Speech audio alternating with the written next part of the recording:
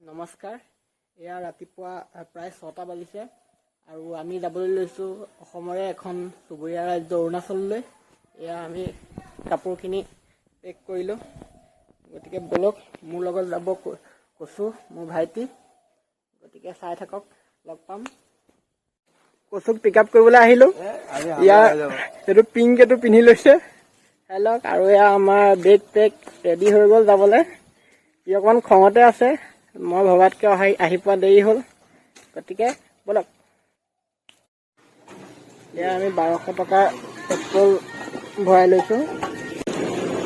আমি এটা যাওঁ, বলক। মটকাচাই কেফে। আৰু এয়া আমাৰ কচু ইয়াত বহি আছে আন্ধাৰে মুন্ধাৰে। এয়া বাইক ইয়াত ৰখাই থোৱা হৈছে আৰু এইখন জুহাল।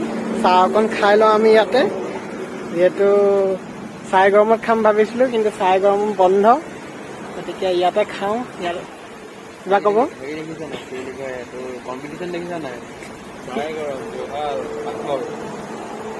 তাকে কৈছে কম্পিটিশ্যন হৈ গৈছে। ওচৰে ওচৰে কেইবাখনো একে নিচিনা হোটেল খুলিছে, থিম একে গোটেই। এয়া আমাৰ চাহ আহি গ'ল, বিস্কুট বিস্কুটটো দেখাই লওঁ। এয়া বিস্কুটটো চাই লওক, তাক খাবলৈ দিয়া নাই, দেখুৱাই লওঁ। খাই লওক সোনকালে যাব লাগে। বলক আমি চাহ খাই যাম এতিয়া।